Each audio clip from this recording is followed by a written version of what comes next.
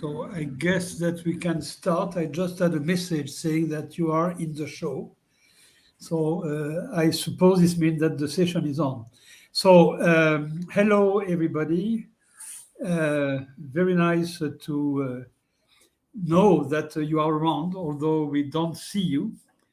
And welcome to this plenary session on the future of impact evaluation. Let me say a few words before we get into action. As you know, there has been an increasing demand, social demand, for impact evaluation over the last 2 or 3 decades. I think this is a very good sign because this means that there is more democracy to some extent and more demand for transparency and accountability of those people who are making policy decisions. Now, whether governments, NGOs, international organizations like the World Bank are able to respond to that demand, maybe another story.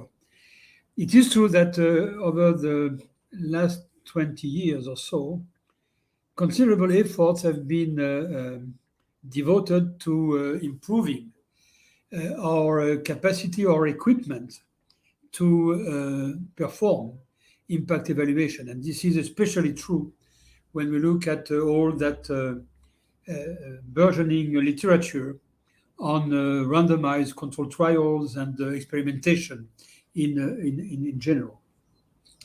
But despite that, the question arises of whether we have today the right equipment to do meaningful impact evaluation of very different types of policies, and also at very different stages of policies. There is one stage which is design of a policy, and we need some instrument to improve or to optimize the design of a policy and maybe to test some alternative formats or templates of the policy.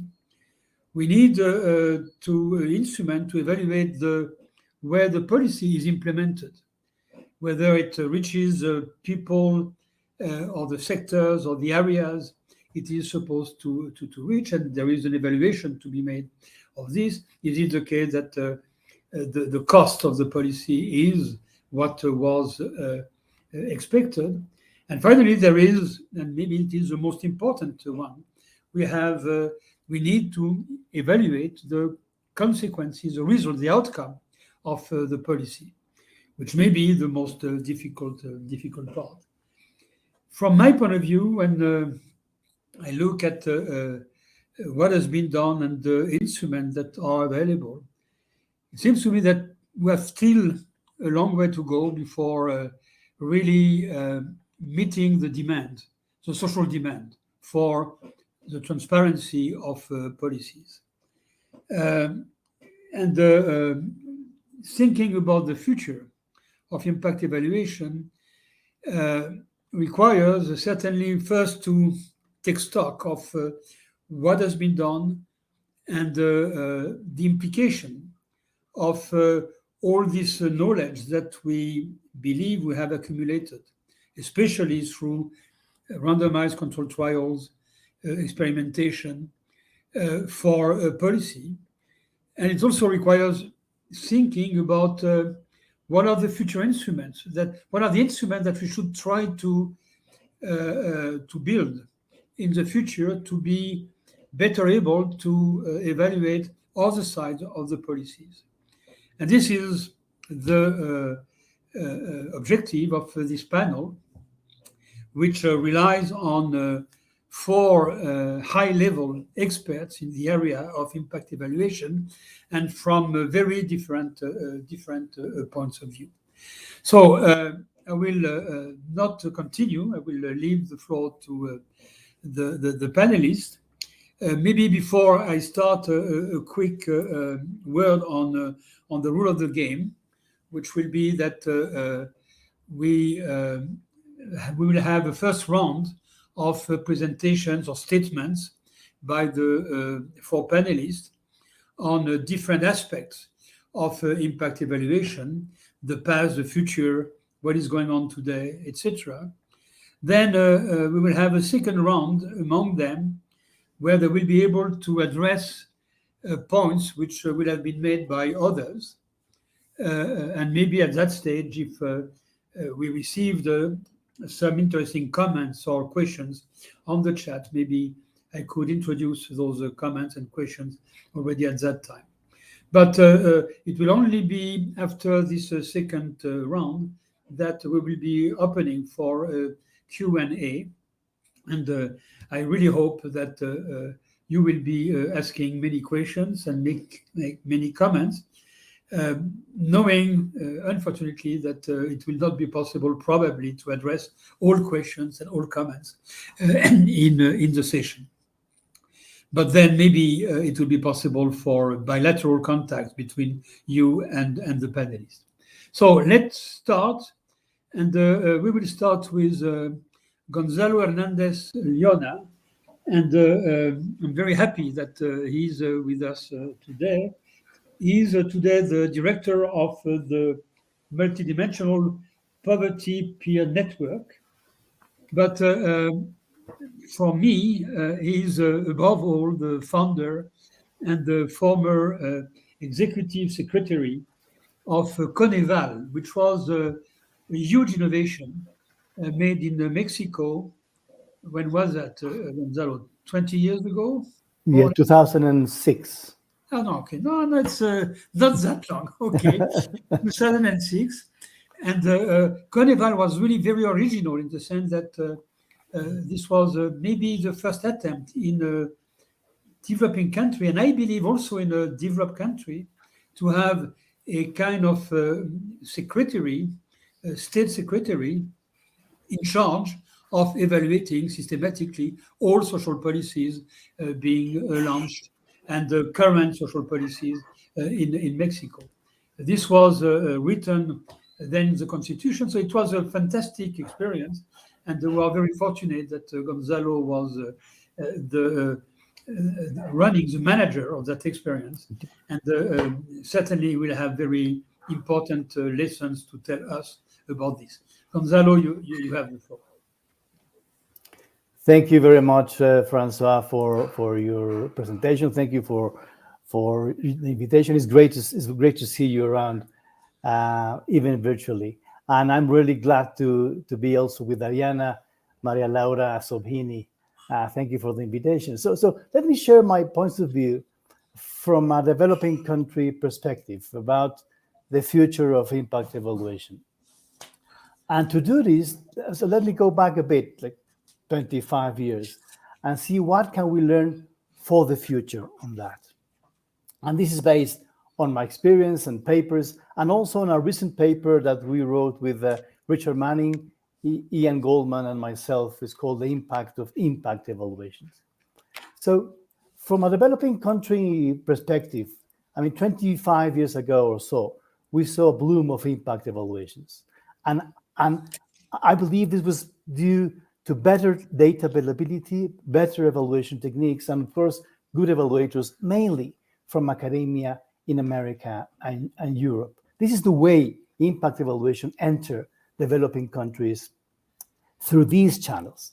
So for instance, in 1996 and 97, François knows this, we started the first big impact evaluation of a program, Progresa, and we thought that we need people in IFPRI. We need Jerry Berman and Petra Toda and Horacio Tanasio, Paul Gertler. We were trying to capture the best techniques from people who really were experts on impact evaluation. So we were taking them into Mexico and produce and help with the progress evaluation. This is the type of things that we did almost 30 years ago. Of course, despite this boom of impact evaluations, there was still a big gap between supply of impact evaluation and public policy.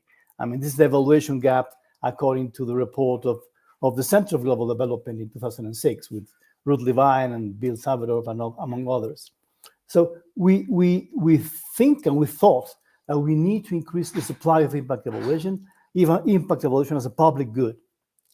And 3IE, for instance, started this way, a way of financing impact evaluations and using the best techniques. And of course, JPAL and the World Bank were really important players in the supply of impact evaluation. As we started working, we realized the important role of developing countries in this process. I mean, this was not that clear at the beginning. So what happened within developing countries? Impact evaluations and general evaluations caught the eye of various developing countries in a profound way. And the main reasons already François told us was more democracy, which meant more political will, more active civil society, more policymakers understanding the technical elements. And we saw clearly a very clear relationship between impact evaluation and policy. It was clearer than ever. And we needed this instrument. I mean, impact evaluation is about measuring the effect of a certain intervention on an output. And this is useful in democracies with limited budgets. So we just had the debt crisis some years before. So it was very important for developing countries to say, well, we are spending so much money on this program. Is it causing any benefit, that program? Is it because of this program that the people is better off or are better off or not? And therefore, impact evaluation was a really amazing tool for all of us. And we got a virtuous circle. I mean, we got improvement of technical elements, we got the interest of developing countries, and we've got a huge increase of impact evaluation. Let me share with you briefly this chart, which is can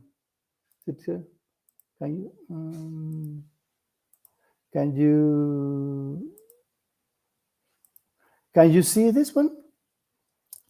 Well, so if you can see it, hopefully, this is an information from 3IE's repository of impact evaluation. As you can see, the huge increase that happened starting at the end of the 90s, and then a steep increase. And then according to Howard White, which is going to present a similar chart for 2020, the impact evaluation increases even more in the last 5 years. We have to see what is happening with of course, with COVID, that some funds were reduced, but I mean, fortunately, we got a huge impact on impact evaluation. And what happened in countries specifically in terms of impact evaluation?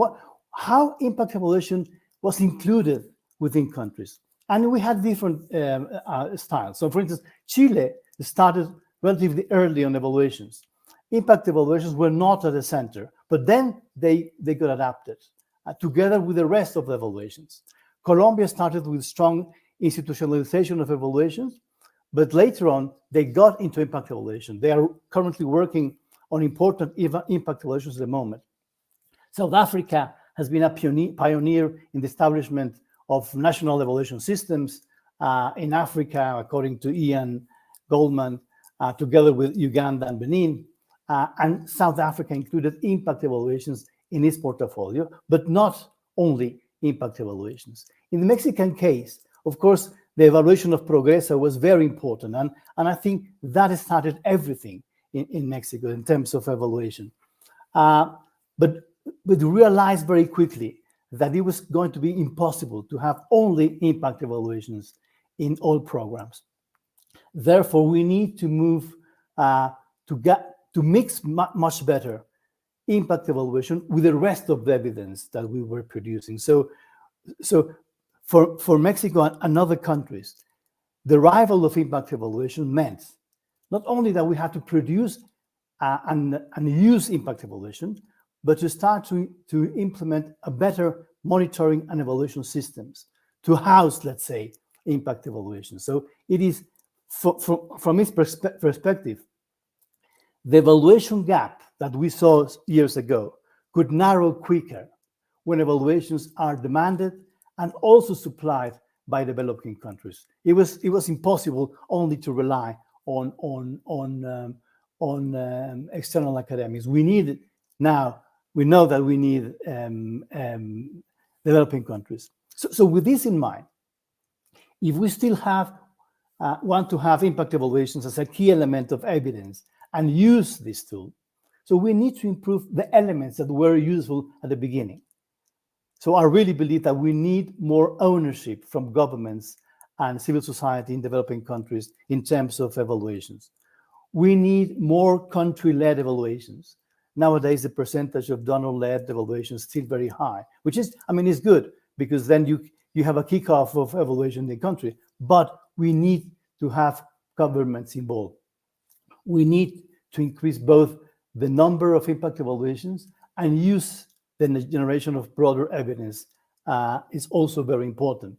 We need to combine information, as Dimes is proposing, and Arianna is going to talk about development impact evaluation, where you combine sources to improve the evidence.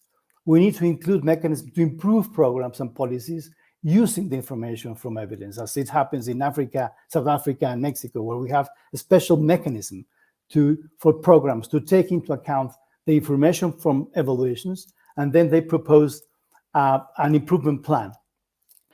Therefore, we need to improve both the institutionalization of impact evaluation. The more laws, the more regulation we have in countries about evaluation, that's good, but we also need practices at the same time. And of course, we need to improve national evaluation capacities.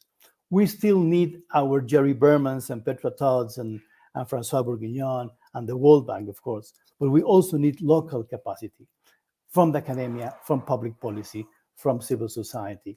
The new Global Evaluation Initiative is trying to get together partners and improve all elements of M&E systems, including impact evaluation. We just had a recent example with Colombia, where the GI combined with 3IE, a very important workshop on new techniques of impact evaluation. So what was working in the past, if we improve those elements, if we improve the technical elements of impact evaluation together with the interest and the openness of countries, then we'll be in a better position to still have impact evaluations in the future. So I'm going to stop here, François, and then we come back later.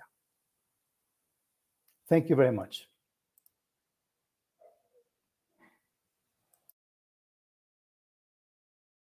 I think you're muted. So we cannot hear you. You need to unmute. Yes, thank you very much, Gonzalo, because I believe that you have very well set the stage for the discussion in this panel by enlarging right at the beginning the scope for the discussion. Now I'll turn to Shobhini Mukerji.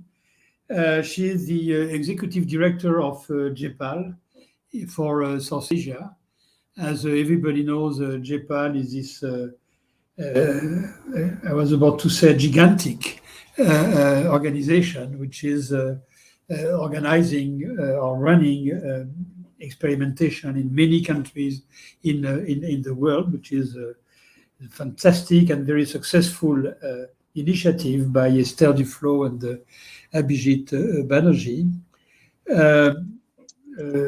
Shobhini is responsible for India and South Asia, which are regions where probably there is the highest concentration of such experimentations.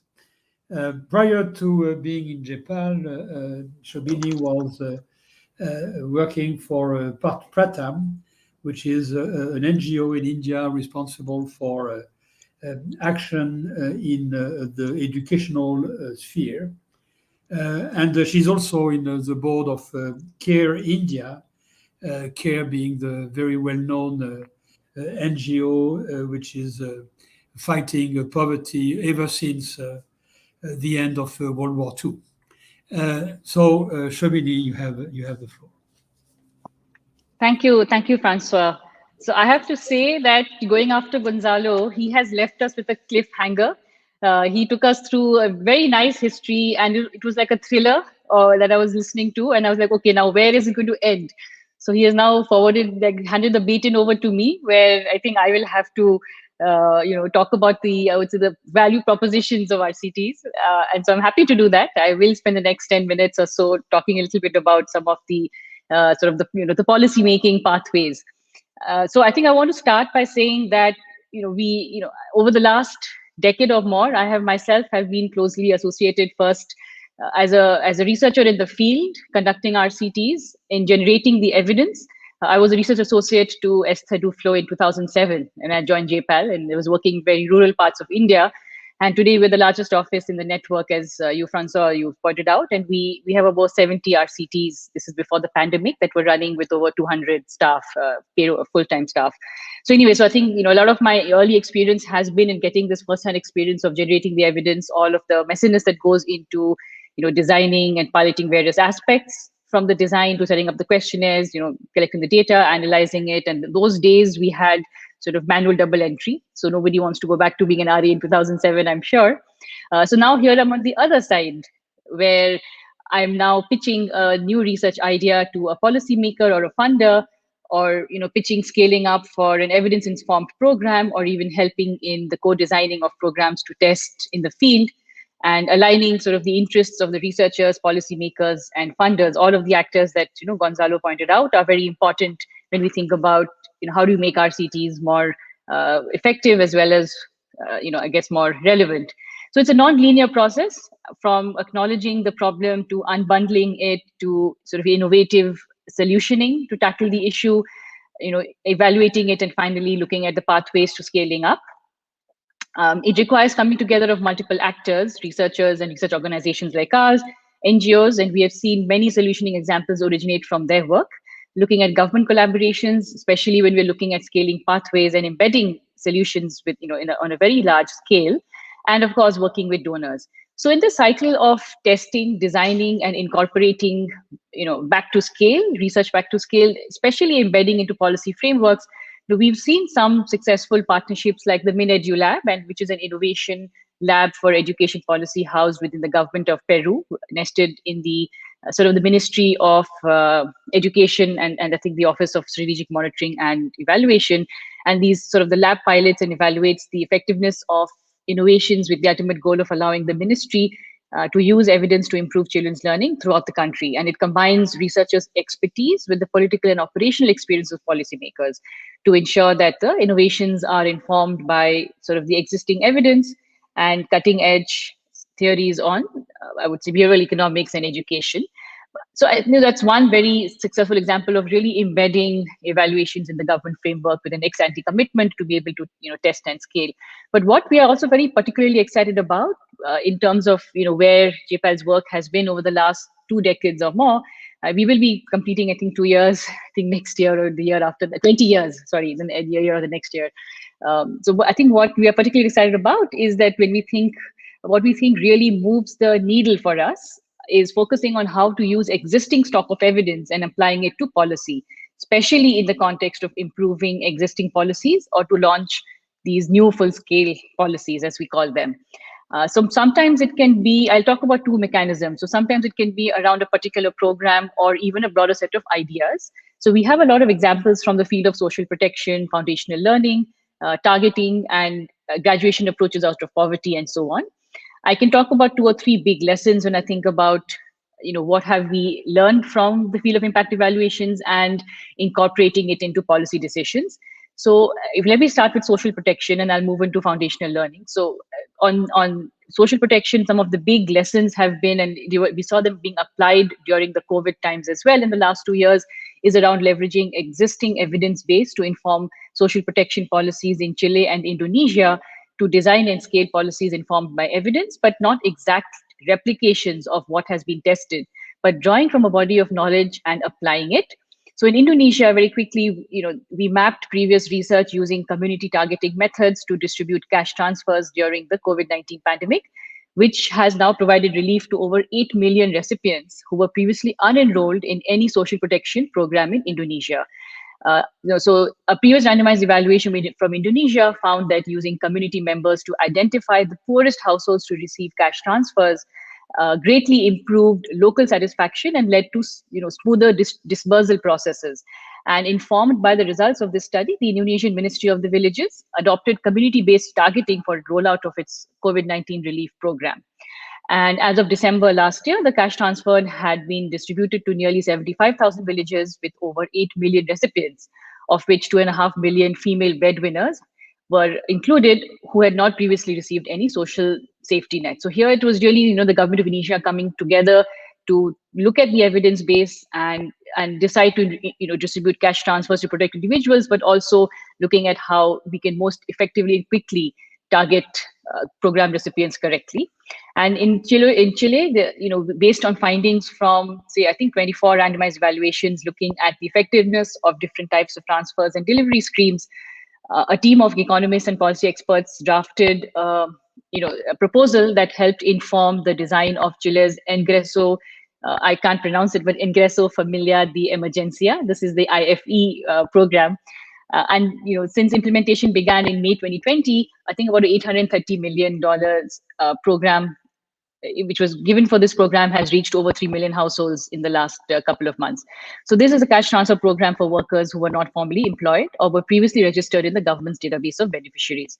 So let me give a quick example from India as well in social protection, but talking about targeting and which draws on a slightly longer term program to graduate people out of poverty. So I'm quite sure you will be familiar with this. It is a graduation approach, which is a multifaceted livelihood approach that has reached about, I think, improved standards of living for more than 3 million households across 15 countries, followed by several randomized evaluations of JPAL affiliates. So this is the program designed by BRAC, and it was known as the graduation approach, which provides ultra-poor households with a productive asset, training, coaching, access to savings, and consumption support to help them graduate out of poverty over, say, a 2-year period. And the program has been replicated since by several implementing organizations across the world. And in India, we have seen some successes in embedding the scale up within government structures for sustainability. When we did the research, JPAL affiliates found, and we did a follow-on research, JPAL affiliates found that the model led to large and lasting improvements in consumption, food security, assets holding, and so on and so forth in different contexts.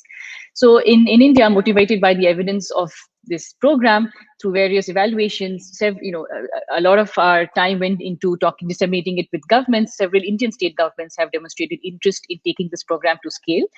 2-3 years ago, the government of Bihar, which is an eastern state in India, which has a population of more than 120 million, they launched the state version of this, statewide scale-up version of this, which is now, I think, benefiting more than 300,000 households, and with an outlay of 120 million that the government has put in their own resources. And during COVID last year, the government relied on the database that was generated through this program to reach the ultra-poor households who were not in any government database to give them cash transfers for food and living.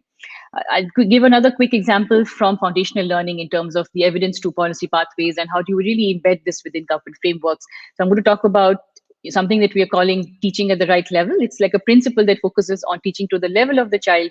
And it's a simple principle that has reoriented classroom instruction to improve learning opportunities for over 60 million children in India and Africa in the last couple of years. So this approach, led by an Indian NGO, Pratham, that it aims to build foundational skills in math and reading for all children before exiting primary school. At the instructional level, the approach works by assessing children's learning levels using a very simple tool and then grouping kids based on learning levels rather than by grade, and then a range of teaching skills and learning activities focus on the foundational skills of the child in terms of where they are at. So a series of evaluations led by researchers over the last 15 years, and I myself have been on both sides of it. First with Pratham as a research associate, and then with JPAL as a research manager on these studies. So what I've seen it from both sides again, it sort of helped refine. We worked very closely with with Pratham to help refine and adapt this methodology, and how do we bring it into government schools over time. And how do we really scale it within government systems? A lot of learning has gone in there in the last 15 years. And at a time like this, during school closures, during COVID, this approach is even more unique and front and center and absolutely critical, I would say, given the huge and unequal learning losses that we're going to be seeing as schools start reopening, especially in India. It's very, very slow to open. So more broadly, I think this is part of a larger effort in India, but has moved the needle on even influencing how the government frames their national education policy in India, which incorporated focus on quality on education for the first time 2 years ago, after being in existence for decades, which was only focusing on teacher-student ratios and really input-based rather than looking at outcomes. And it has required a range of actors to come together who partnered on research advocacy and sort of funding, and thousands of local partners across India. And the evidence that we generated through this piece for teaching at the right level was a big piece of evidence that was backing this sort of framework. So, and very quickly, I think I might, if I take a minute or two more, François, if I have the time, I want to talk about some of. There have been more linear examples. I can say when we took over 2 minutes, great. So we were able to catalyze, for instance, in another state to commit 30 million population with a 30 million population to commit to scale a woven gender attitudes program to over 600,000 school students by incorporating it into the school curriculum. And this is a state which is Punjab, which is known for having sort of a gender skewed ratio, not in favor of women and girls. And we've seen multiple rounds of policy advocacy enable this, and it took us a while to understand the priorities and how the government was looking at it. And they were like, no, we don't want to do RCTs. It takes so much time. Give me something quick. So we had evaluated it in some other state. We saw the results. We did a follow-on study, and we took it to this policymaker. And he was like, okay, great, let's partner and scale it up. And he moved at tremendous speed to scale up this collaboration. And even the chief minister announced it as a statewide scale up. So these are some examples, I would say, in terms of where the power of the evidence that's coming from RCTs, because you can conclusively attribute causality, and really put a lot of backing behind it to say this works and you can scale this up. And of course, it's not linear. So even in every single example I've given you, the scale up process, we have really worked very closely with the governments on every single aspect of what is required to scale up. So right from proof of concept or creating those little pilots in that context, to sort of looking at documenting what has been done on the research side, to looking at doing some small tweaks, process evaluations, or collecting some data along the way on consumption has improved, has learning improved, how the teacher is able to incorporate the curriculum, taking it from, say, India to Africa. So all of these things we've worked with policymakers to really enact that and scale it up. Otherwise, I don't think it's not just giving a policy brief and saying, like, hey, run with it and scale it up. So I'll stop here. Thank you very much, Shobhini.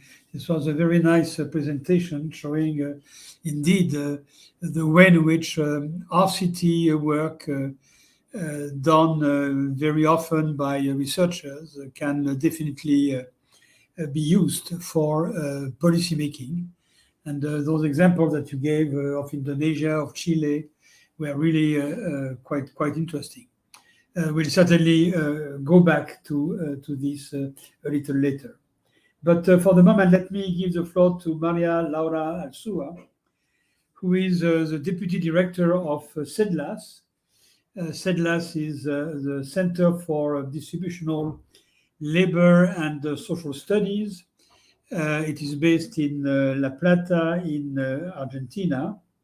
This is a well-known center, in particular because they are really responsible for the production of homogenized or harmonized data on income distribution, poverty in Latin America, in all countries in Latin America. But Maria Laura is also the director for impact evaluation of the Partnership for Economic Policy network. And I believe that as such, she is really the right person in the right place to talk about the future of impact evaluation in connection with economic policy. This is, as a matter of fact, a rather big network with people in all countries in the world. So we are very happy that Maria Laura is with us today, and I'll give her the floor. Maria Laura. Thank you, François. Thanks, CDN, for the invitation to present in this panel. I'm very happy not to have to talk about harmonizing household service. That is something that I would handle in some other presentation. So today I'm wearing my Partnership for Economic Policy hat. And I'm going to elaborate in some points. Some points have been covered by Gonzalo, so I agree with all the things that he said, and then I enjoy very much Shobhini's example. So we all agree that we have seen impact evaluations grow in the last 25 years. I saw Gonzalo's indicators. I have my own set of indicators. I remember that in 2007, CEDLAS, together with an economist from the World Bank, Felipe Barrera, and Ana Santiago from the Inter-American Development Bank, set up the Impact Evaluation Network as a small network within LACEA, that is the Latin American and Caribbean Economic Association, to have a panel on impact evaluation. This was in 2007. We only received 13 papers for the call for papers. We scrambled to get funds for financing coffee breaks and a keynote speaker, but it was very successful. But we have to thank Dean Carlan, that was our first keynote speaker, and Santiago Levy, that was our first policy speaker, for joining at the very last minute. But we were very happy. In 4 years, the network grew from receiving 13 papers to an average of 150 papers per year. We could have current Nobel Prizes as keynote speakers. So it was really, we could assess the growth in quantity of paper, but also in quality of impact evaluation, especially in Latin America, because this is a Latin American network, but we had papers from all developing countries. So I can assess, like with another example, what Gonzalo was showing in the graph before. And then I heard Gonzalo say how impact evaluation grew and what does it mean, but still the road ahead. So I am going to focus a little bit on taking a closer look on how will impact evaluation should grow, and how can we help to put impact evaluation into the service of designing better public policies. I'm going to take what Gonzalo said about that the demand side of impact evaluation are really still international financial institutions, some donors, and to a much smaller extent, governments themselves. The fact that we can name countries as a success stories points to the long road that we have ahead into making impact evaluation something that is institutionalized within government structures. In terms of who is doing the impact evaluation, I agree with Gonzalo that we need the Chaire Berman, etc. But we still need to develop a wide base of local researchers that are based in developing countries. When we look at Latin America, I think that the mass of local researchers is there. It may have some shortcomings and may need some changes in the way we do impact evaluation, but there is a mass of researchers. I'm not that familiar with the Asian context, but in the area that I work in PEP, that is probably East and West Africa, there is not this mass of local researchers who can do impact evaluations are not so easy to find. That they are locally based and that they can work with the governments. So I'm going to, I think that the main two challenges that we face today is like how to boost participation of local researchers with autonomy to conduct full impact evaluations by themselves, that working with governments have good publication outcomes too. And then how to create this demand within the governments. So I have a list of things that we can discuss, and I will provide some examples on this because this is much easier said than done. So my points are like, do we have the capacities within the government to understand and demand impact evaluation? And this is not only the training on how to run an RCT or the technical material, but also on what an impact evaluation demands. Like they will need to do data collection. They will have a burden on program implementation coming from the evaluation. If we plan to do an RCT, then the assignment mechanism will change. Those are things that, in my experience, when I sit down with the government, they are not familiar with some governments. They are not familiar at all on the demands of a fully, properly conducted impact evaluation.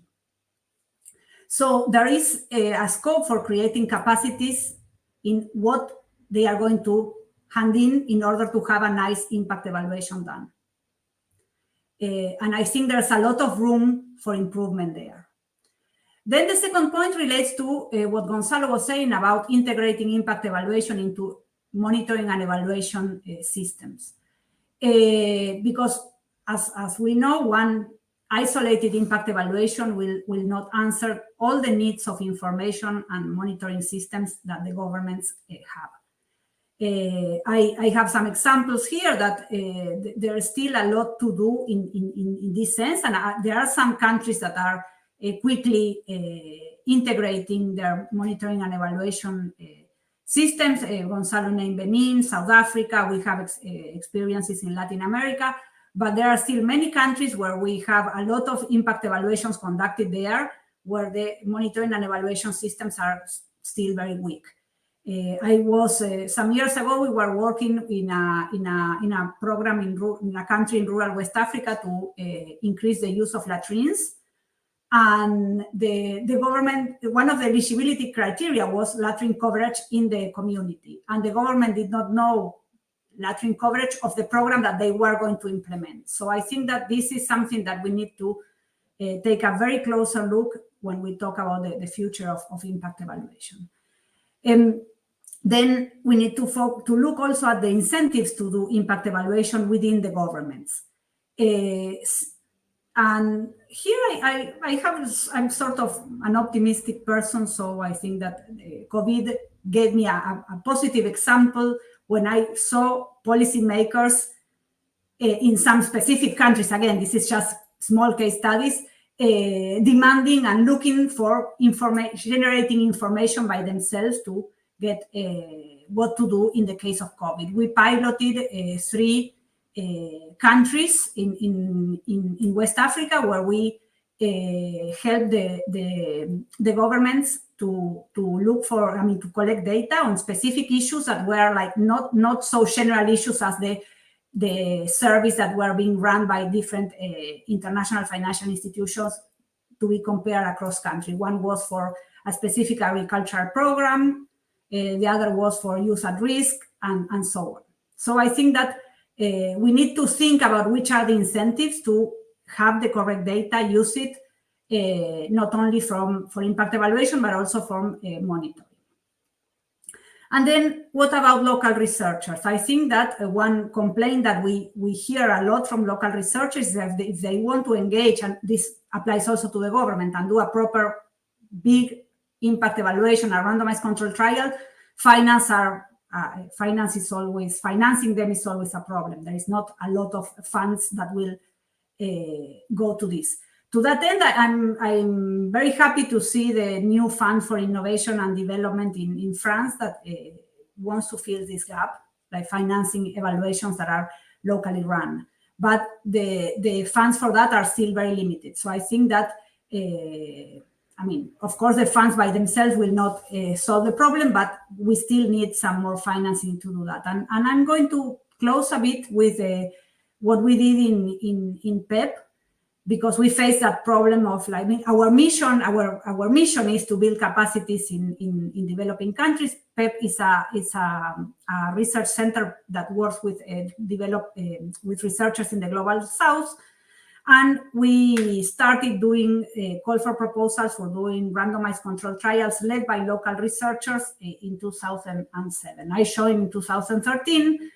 And we had our first 3 rounds of impact evaluations. At the end of the day, we found that they were sort of little involvement of governments into this process. So thanks to a generous donor in 2019, we launched a program that we call Government Mentoring for Impact Evaluation. So there we were going to award grants for to implement a full RCT of their choice, but they had to be government-led. So the government had to come with a policy need to do this. As I said, this is much easier said than done because they have to assemble a local team. If they didn't have a local team, then we would provide mentorship. So we end up with money to do like 6 case studies, not much, but better than nothing. And we were badly hit by COVID. But at the end of the day, having local governments and local researchers being fully in charge of this made that 5 out of 6 projects continued, even within even in the pandemic, and 1 was delayed and it's just finishing. So I think there's a lot of room to really ask the government what they do, what they want, and give them the tools to do and to do impact evaluations in areas that they care. And not having them doing impact evaluations that are probably demanded by some specific foreign body, such as a donor or etc. So I close here, but I think that the road ahead is promising, but we can push a little bit in the direction of making governments more own impact evaluations a bit more. Thank you.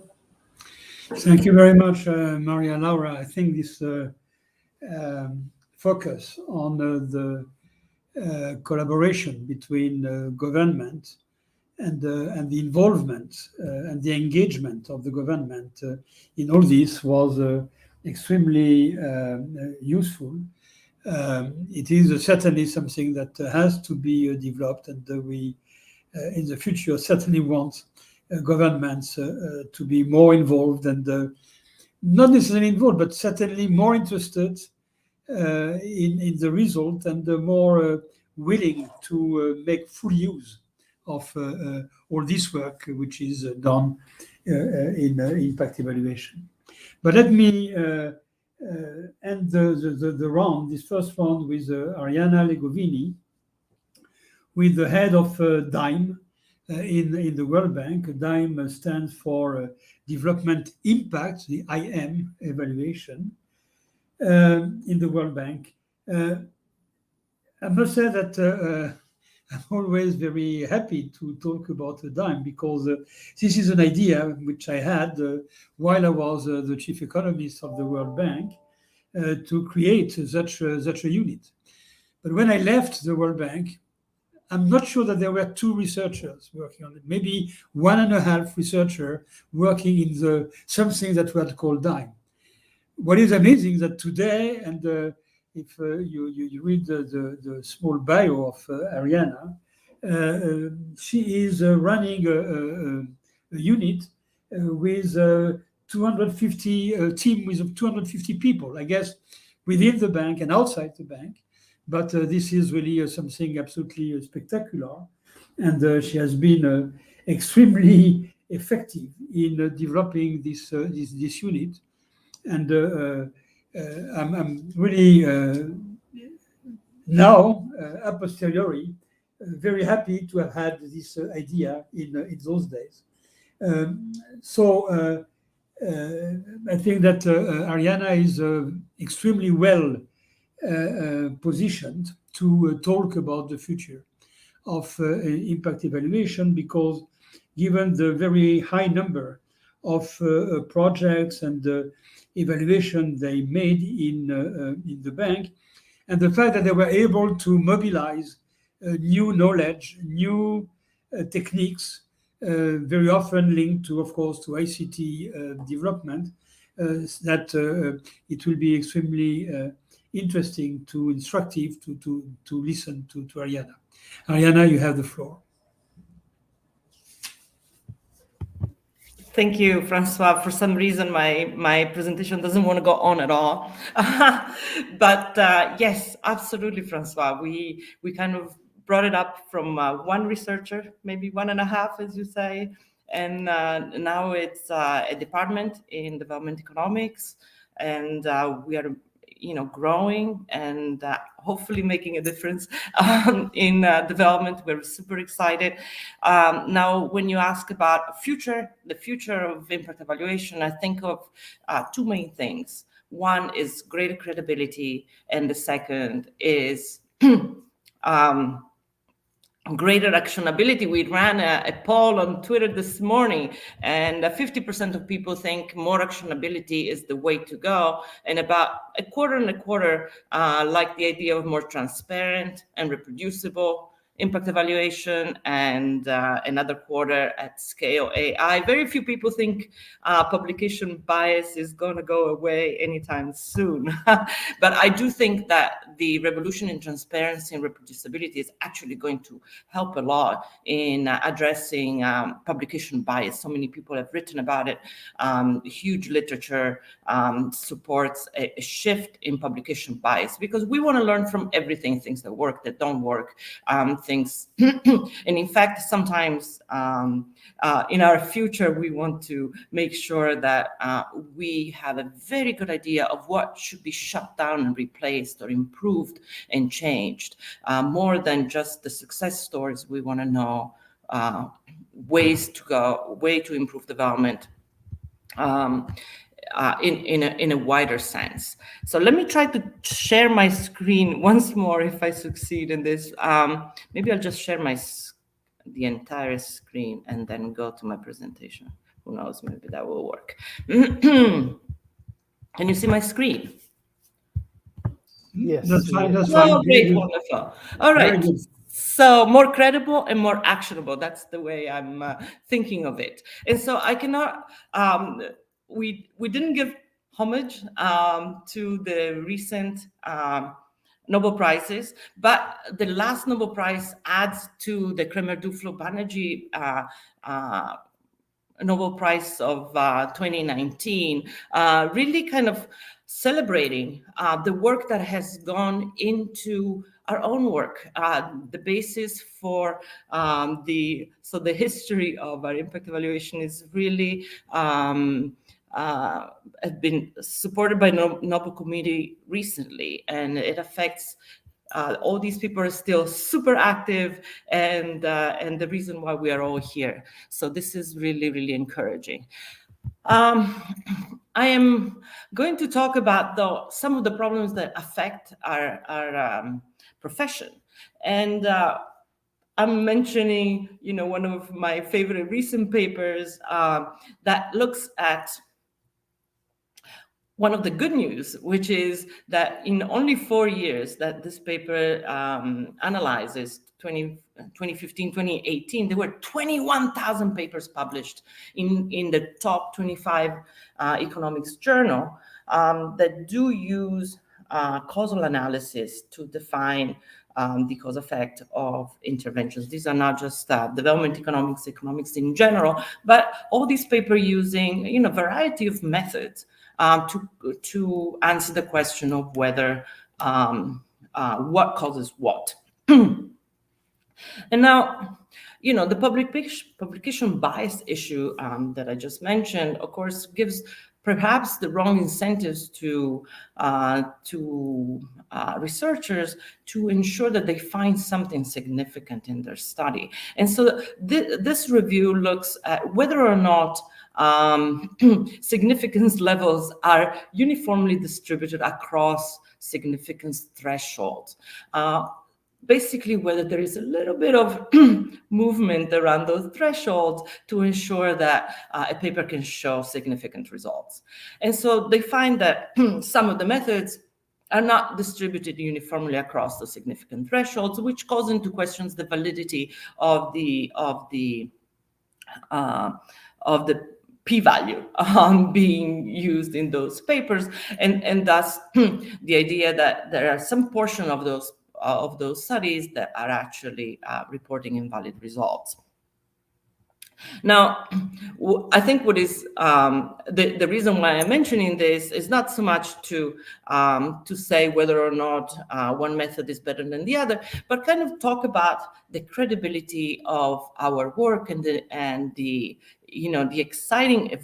exciting changes that we have made in recent years to improve transparency and accountability in research. So there are many initiatives, and I just jotted down a few that came to my mind last night, but they include the American Economic Association trial registries, data and code depositories, JDE approval of registered reports, meaning approving papers before those papers are written, before knowing what the results are, or the 3IEIE registries, or the Berkeley Initiative for Transparency in the Social Sciences, and of course all the work that we have been doing at DIME to transform the credibility of our own research. But then as we were working very hard to change all the a series of comprehensive technical processes and procedures to help us improve the quality of our own research, we have started making those processes and procedures available to all to improve the quality of research across the world. And those standards really touch on technical standards of research quality, ethics, transparency, reproducibility, and importantly, data privacy and securities. And so we have had, as I said, this very large focus on creating global knowledge of public goods to make these approaches available to all. And here I'm giving some examples. Everything is available online and open source, but we run yearly trainings, for example, on managing successful impact evaluations, a lot of technical training for researchers. I should say that in the beginning of DIME, we were really focusing on creating informed consumers in governments, and this is still our main focus. But as part of growing and developing these tools for ourselves, we found that we started developing a lot of tools for researchers around the world. And so we are making those tools available to everyone. Open resources include the DIME Wiki, IE toolkits, IE field kits, etc. Happy to talk to anyone who's interested in accessing or getting wanting more help on the use of those tools. On our side, to ensure quality, we have adopted, consistently across all of our products, double-blind external technical reviews, bank reviews, ethics clearance, trial registration, version control, and so forth and so on. One of the most important parts of our work is reproducible research. We run boot camps and a quarterly peer code review for all of our projects, 100% computational reproducibility checks, and data publication support. I want you to focus on the right side, on the bottom right side.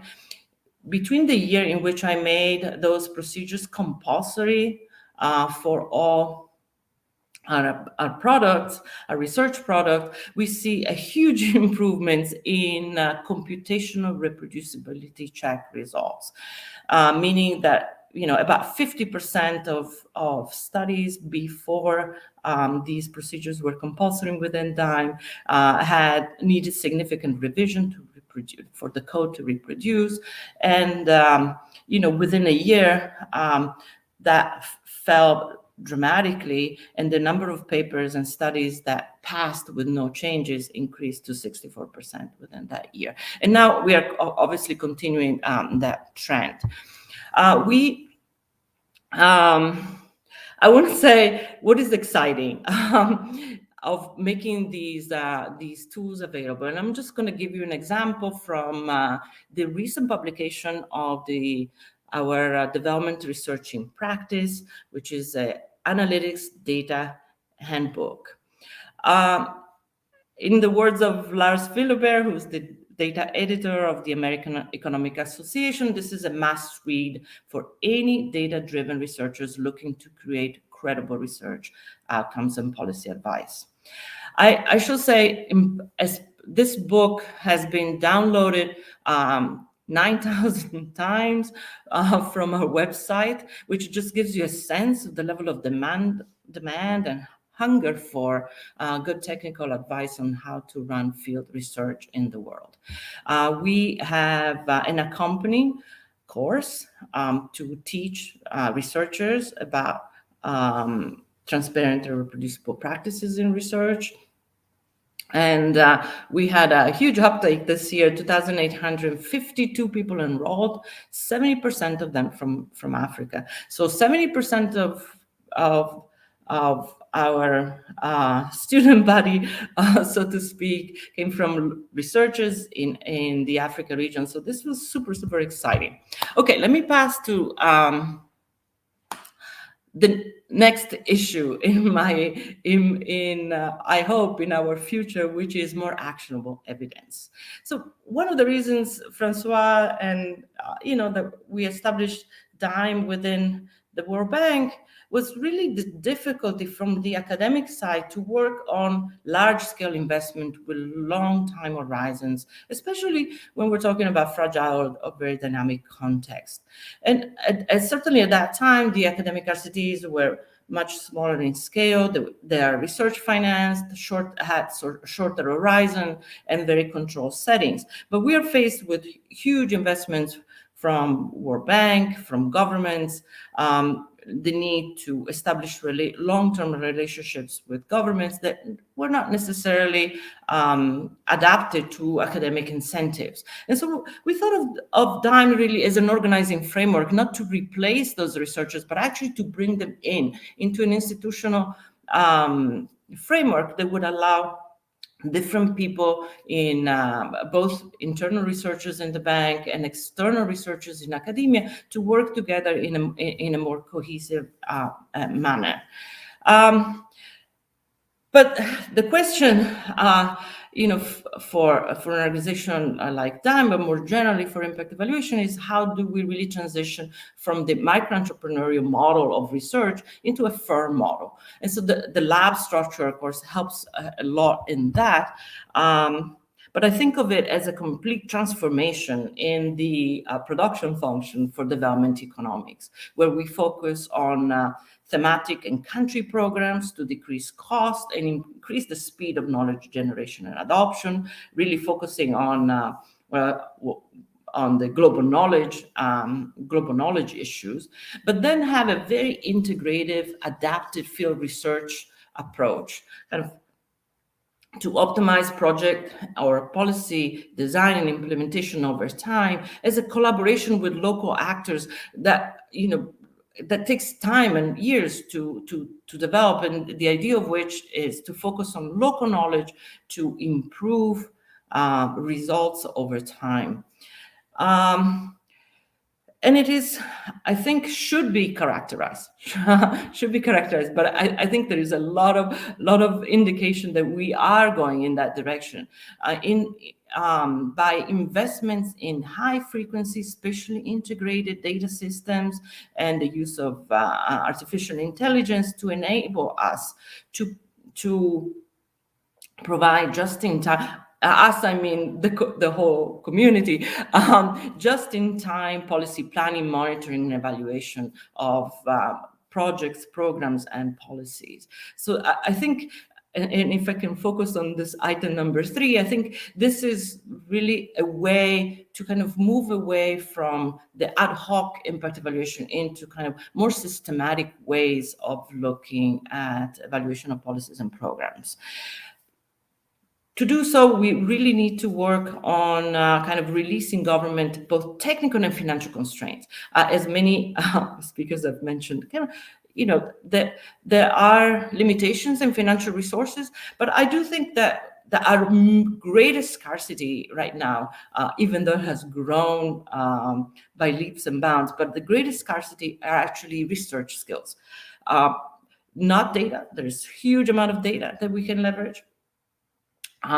There is greater awareness of the need to finance research as the best next investment, but still we're very, very constrained by research skills. So I'm going to give you some examples from our program. And one that has been mentioned multiple times in this panel is the area of social protections and jobs. Our program covers most SPJ policy instruments, but with the idea of understanding what combination of these instruments help us build more effective national safety net systems while promoting economic inclusion. And so, one of the areas that was mentioned was the work by JPAL on targeting and others on targeting the ultra poor, and the amazing as an amazing areas of hope, really, programs that are super effective in decreasing poverty and generating economic value. And so I just want to give an example from a recent meta-analysis by my colleagues Florence and John on leveraging, the existing literature, leveraging 34 experimental estimates for 14 developing countries, where you can see the black line on the graph, where a very temporary safety net programs of unconditional cash transfer has high persistency in own consumption per unit of transfer, and this is kind of 8 years after the last transfer, and we can still see that these unconditional cash transfer had very significant and important effects on households. And so UCTs tend out to be highly cost-effective and persistent. When we add scope in targeting the ultra-poor in the form of asset transfers, mentorship, and training, the cost-effectiveness goes down in the short term. But as the red line shows, these programs are even more persistent and show that households reinvest in those assets and grow the productive activities. So over time, the impact of these programs is actually increasing, which is super exciting. What we have done from our side is take the studies which were conducted in relatively stable countries and at a smaller scale implemented by NGOs, and we took them to kind of large scale program, country scale programs delivered by governments, sometimes through government systems such as in Niger and Afghanistan, and showed that these programs are actually even more effective at scale. So this is super exciting. And our whole research program for the next few years is to look at scalability of these programs and their impacts. And I just want to say that this compares, with the results of like 12 experimental estimates from community-driven development programs in 12 countries with pretty precisely estimated effects of 0. So this is kind of using the whole literature available out there to understand how we move our social protection policy in a different direction, and ensuring that, as I said earlier, we support programs that work and are very effective at reducing poverty, and perhaps take a step back on programs that are less effective. Okay, sorry, Arianna, really, your time has been up for quite some time. Oh, okay, sorry. So I'm just going to maybe give you just the example from Rwanda on a country program. And just to say, we worked in Rwanda for about 12 years building integrated data systems. But this is an example from COVID where we worked on building a dashboard for monthly monitoring of sectoral tax revenues. And here from this graph, you can see that there was a huge dip in economic activity in May 2020, with a pretty fast recovery across different sectors, but with at least one sector being completely unable to recover. And so we had kind of weekly call with the Ministry of Finance and the Rwanda Revenue Authorities, working to look at data and design the recovery processes in a way that accommodated both, heterogeneous effect in sectors and geographies. I'm going to leave it at that. Okay, thank you very much, Arianna, for all this material that you offered. I'm not sure that we had enough time to digest all this, but it was certainly quite interesting. Okay, as could have been expected, we are a bit late. I was reading the various comments which were made during the presentation, and maybe what I could do is to combine some of those comments into and some of the questions that I had myself after listening to you, and then to give you the floor to answer them. I would say that there are really three or four topics which have been raised. One topic which was really addressed in Arianna's presentation is the issue of publication. And I believe this is Maria Laura, who also insisted on the publication. And I'm always a bit uneasy about this. I would make a distinction between the publication in the 25 leading journals. By the way, I mean, I don't believe that your figures are right, Arianna, because looking at your figures, this would mean that every leading journal is publishing 210 papers on impact evaluation every year, and there is no leading journal publishing 210 papers a year. So you have to look at this. But okay, in any case, this is a parenthesis. The point here is there are publications in journals and there are publications per se, in the sense that we need to make sure that an experience, that an evaluation which has been made seriously, is the result are available somewhere. And this does not mean that this should be published in a good journal or not. And I think that we should make sure that this is indeed the case. And in part, we should also make sure that there is not too much bias in the evaluation which are selected, which go in the direction of making an evaluation or an experimentation because we know that this has a chance of being published in a good journal. There is a bias here, and I believe this bias is really very serious. And there is a bias in the selection of experimentations or impact evaluation, and there is a bias in, of course, the evaluation which are known, which are entering the big stockpile of knowledge. So I think that this is an issue which I think that some of our listeners and myself would like to hear your view about. My second point is about the ambiguity about the impact evaluation term. And I would like to go back to Gonzalo's presentation, who started saying, okay, Progresa, this big program in Mexico, was almost the trigger of this huge literature. But there is a difference between the evaluation of Progresa and other RCTs, in the sense that Progresa was the evaluation of a real program, of a real policy, which was supposed to be applied to all the country. And the evaluation was possible, or the impact evaluation technique, or the RCT technique was possible simply because there was a progressive implementation of the program geographically, and it would take 2 or 3 or 4 years before the program would be covering the whole country.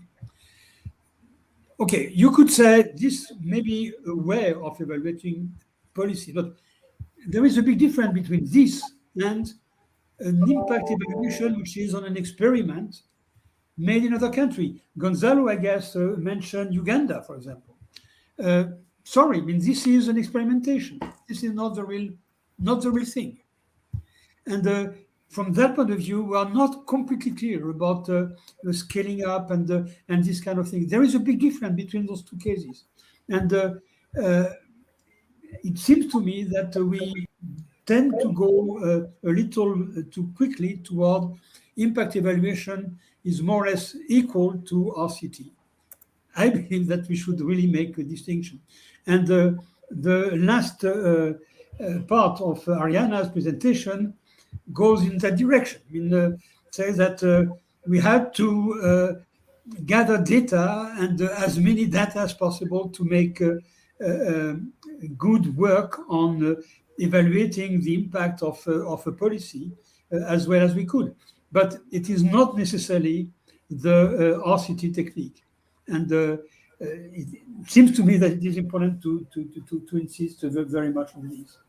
On the maybe this is was linked to the publication story. I think that it was very important, and some listeners also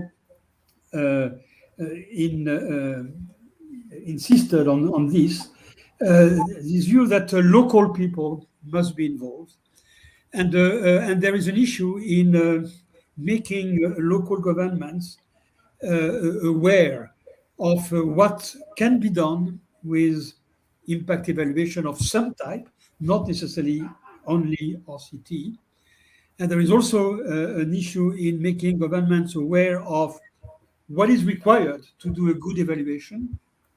And there's also progress to be made in involving as much as possible local researchers or local experts in doing those evaluations. This is extremely important. To a large extent, how can I say that what we see from that literature on impact evaluation is really the top, because it is precisely published in good journal, etc., because it is getting a lot of publicity.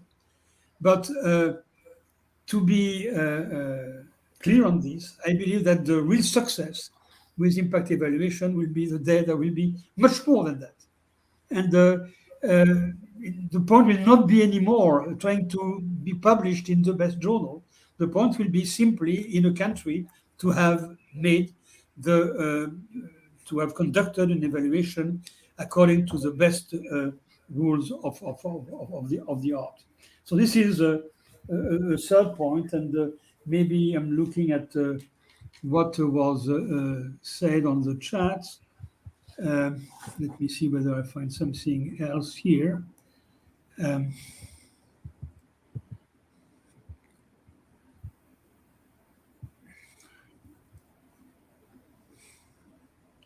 Okay, maybe this is the last point. In the presentation by Shobhini, which I found very interesting, because this was really trying to use the knowledge coming from existing impact evaluation, existing experimentation in different countries to real policies in possibly in another country. And now the point is that there are a few meta-analyses available around, and many of them find that there are little common conclusions from all these experiments. I'm thinking, for example, about, this is an old one, but I don't remember the author, meta-analysis of all the interventions in improving schooling, improving teachers' incentives and this kind of thing, or the quality or the learning outcome. And the result was, we could not say that textbooks is good everywhere, or this other thing is good everywhere. So my recollection of meta-analysis, and there is only ways in the audience who are making a point, is making a point in that direction. I'm not sure that those meta-analyses are so convergent, which, as a matter of fact, raises a big issue. But I stop here, and I'll give you the floor. Please raise your hand if you want to come in. But I think that there is enough questions, and we have 15 minutes in front of us to cover them. So who would like to come in on any of the 3 or 4 points that I made? Shobhini? Okay, Shobhini was the first. Thank you, François. So I think I have a few reactions. You've asked some good and hard questions from all of us. So I'm going to not answer that directly, but I just wanted to make 2 quick comments here in terms of how, when we think about, how do we solve for some of the issues and challenges that different panelists and you, François, have laid out. First and foremost, local researchers, we've been talking about that from the beginning of this session. And I just want to point out here that we, when we think about local researchers, people based in in academics, in local country-based academics, I think we've always appreciated and included local inputs into the context and design. But I think, down the line, as we push for generalizability, and this is connected to many points that you've talked about. So publications, meta-analysis, generalizability in scaling up, the aspect of engaging with local partners and local researchers who are there on the ground 24/7, embedded in the local context, becomes even more critical. And in fact, I don't have a PhD, but I do consider myself a local researcher because I have been a principal investigator on several of these studies, even though I'm not affiliated with any university. But I think of myself as a practitioner. But I think, having said that, the problem statement, and we've had, for instance, we've had partners who have been on part of these studies, really not policymakers, NGO heads, who have contributed not only to the design but also in the publications. But having said that, the problem statement for us, in India, Africa, Southeast Asia, is that we don't have enough local researchers engaging on RCTs in these countries, or even any form of impact evaluations. And I agree with you, we should not do IE is equal to RCT, but even rigorous impact evaluations. So we are trying to actively address some of these barriers. The foremost barrier actually is access to funding, access to networks, exposure to rigorous field research. Because, for instance, in India, universities in India do not give you, so much exposure to field research as we would have liked. So there are many things, and I think when we are thinking of publications, there are many good publications, and I can talk a lot more from the Indian context. But you have you have very good publications where you don't really need to. It's not your top level journal, but you have the Economic Political Weekly of India, which is the top journal for India, for instance, where we can publish a lot of good research in there. In fact, I do have a publication there as well, which was not an RCT. So I think we need to be able to bring in more researchers to be able to publish in some of these, academic journals which already exist. We're just not using these platforms, I feel, enough. And I think and the one thing I'll quickly say is that in terms of collaborating with local researchers through impact evaluations, we've got a bunch of different things that we've done, which is essentially connecting with Indian scholars, connecting with African scholars who are resident scholars, who are based in universities, giving them access to funding through some of the initiatives that JPAL already has. So we have, for instance, initiatives that have putting aside funds for a locally based academic to run their independent studies. And in India, for instance, we have a pool of, say, 35 participating academics who have now been given, up to, I think, $225,000, for instance, in research funding. All of it is not randomized evaluations, right? So we are encouraged. We're trying to see how we're able to bring in this cohort to do a lot more of this. And I think this will also answer that problem that you have talked about, is when we're engaging with local administrations, they want locally based researchers in India to be able to access that admin data that's sitting with the governments, but they're not being able to use it. And they're saying, okay, no, will my data go abroad to some researcher in a foreign country, right? So we're able to then even bridge that gap, work more with policymakers in being able to use this tremendous opportunities that already exist, but we're not being able to harness that. So I think, so François, I've not really, answered your questions directly, but I'm just trying to say that all of this for me is in a way connected. When you bring all of these aspects together, whether it's looking at local data, local researchers, and we don't have time, so we'll not give examples, but there's a lot that we have started doing now in the last couple of years in this, and we've seen some very good gains. Okay, thank you very much, Shobhini. Okay, Maria Laura was the second one, then Gonzalo, and then probably Arianna. Yeah, I was going also to make some general comments on your comments following on Shobhini's points. I agree that, in my case, I equate a lot IE to RCTs, but this is specifically because of the area that I'm working in PEP, that is financing RCTs that are locally led by researchers and governments. And I think, unfortunately, I have two objectives, that is increasing the use of impact evaluation and also achieving autonomy for local researchers, and I have only one tool. So I have to push for local researchers trying to get good publications so their CVs are better for the future. And I think that we are probably, my question at the end of the day is, are we asking too much? If we want impact evaluations, but then of course we need them to be published in good journals, not leading, just good journals, as Shobhini was saying, then maybe we are asking too much. But and I don't have a question for that, but this is the resources that we have and the best use that we have been given. We have started with this almost in 2007, and we've seen some success. Our new round of funding is for local researchers that have some previous experience in doing some sort of impact evaluation. So we are not just training from zero, but I think that we need to think more when we talk about engaging the government and developing local researchers. I think that this is something that we need to devote more time if we want the future of impact evaluations to be something that is for the good of governments in developing countries. Thank you. Okay, thank you. Gonzalo, you wanted to... So let me touch about the publication issue. So I believe, François, that we have two different objectives when we have researchers coming to evaluation. One is, it is true that they need to publish in good journal, which is fine.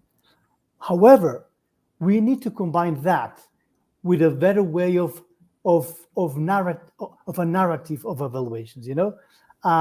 If we don't transform what we know in terms of technical aspects of impact evaluation, if we don't change it to make it understandable for policymakers in countries, then we won't be able to have a good communication. So I think that the future, one of the elements in the future of impact evaluation and evaluation in general is, how can we communicate better what we have? Sometimes we economists, we are not very good in doing that. We are very technical, and the more technical you are, the better for the journal. But it's not good for policymakers. So I remember just a very quick example in the transition of the government in Mexico with this government. I mean, this government comes from social fighters. The president and the team, social fighters, and we had opportunity to tell them in the transition period the importance of Progresa. And we joined all the evaluators, the good evaluators, the Jerry Bermans and everybody. And mainly that event, we talk about technical issues. And the people from the government say they didn't understand a thing. So we missed a good opportunity. We missed a good opportunity for a better communication with a new government with a different point of view, because we were really keen on the technicalities of evaluations. Now Progresa is not here anymore. Yeah, that's the point. I'm not saying that he's not here because of that meeting. No, but we miss the opportunity to communicate better with people, and so we really need to have better narratives when we are trying to convince policymakers about the beauty of impact evaluation and about the results of impact evaluation and the failures of impact evaluation.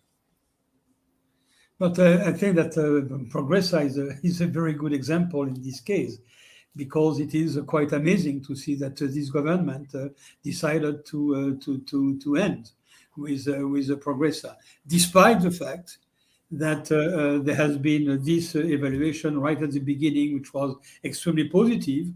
Then the only justification for the government to end with Progresa would have been to say, we have now another evaluation, and things have changed since the late 90s. We are now 20 years later, and things have changed, and because of that, we need another program, or we need to have something else. But it is not even what they did. So to some extent, there is we failed in convincing a government in a very, very important country in the communication to look seriously to evaluation. Yeah.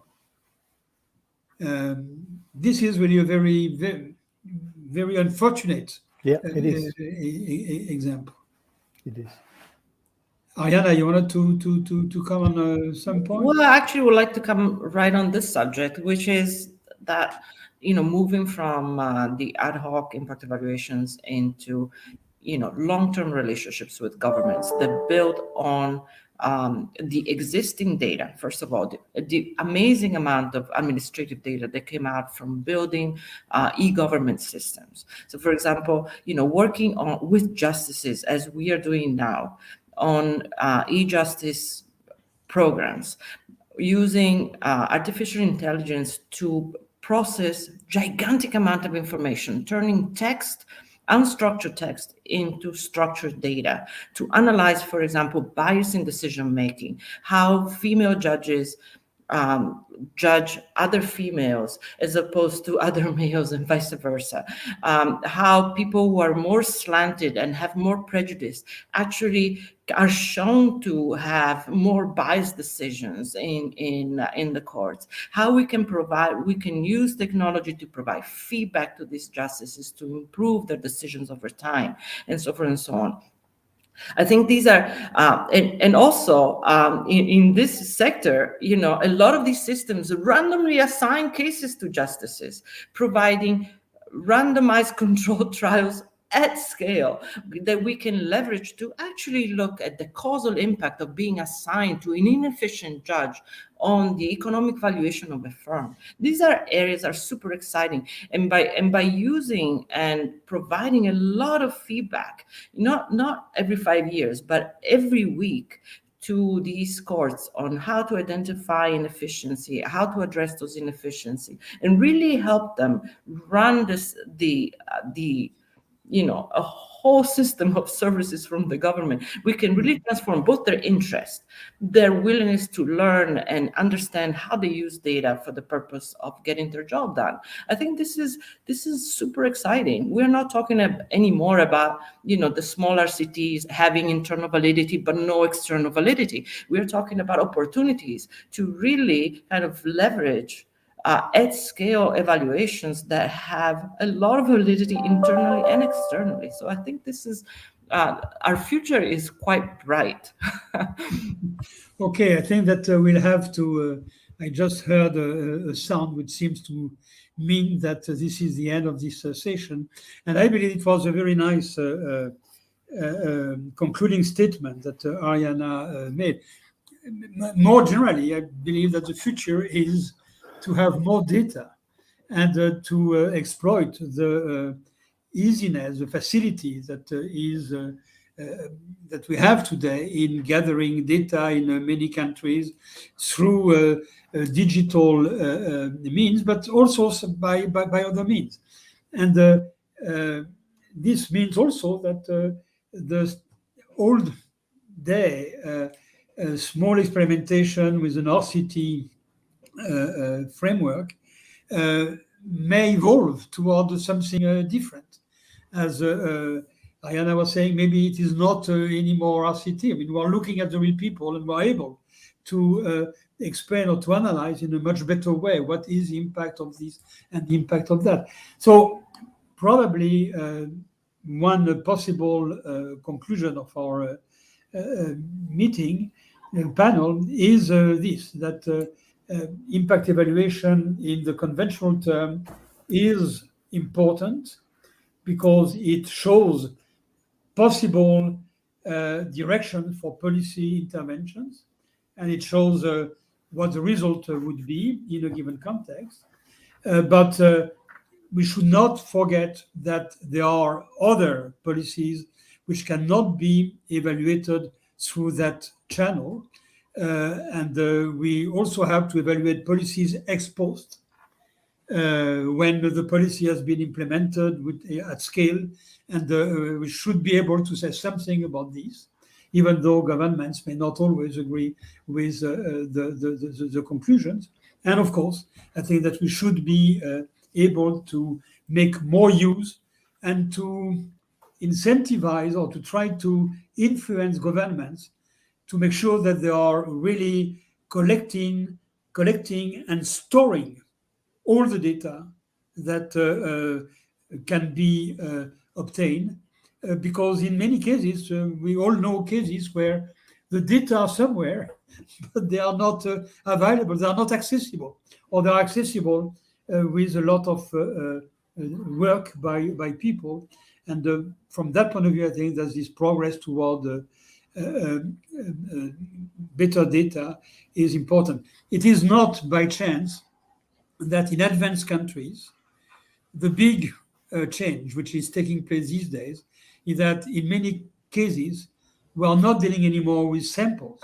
We are dealing with the whole population. This is true in the US, this is true in Europe. in many cases, we are basically using administrative data where we have absolutely everybody. And this is changing completely the kind of analysis that we can make. And because of the administration is not as efficient in many developing countries, it is not possible yet. But we should try to make sure that they will go in that direction. Having said that, I think that we have to thank the four of you very, very much. I think it was a very lively and interesting panel and discussion. And I could see that many of people in the audience were happy to see several points made. And we cannot applaud in any lousy way, but we can at least show how we could approach. So thank you very much. Thank you, François. Thank you, Arianna, Maria Laura, Shobhini. Thank you all. Thank you, everyone. Bye. Great to see you all. Okay, bye-bye. Bye. Thank you. Bye. I don't know how do I get out of this. I have the same problem. Trying to see.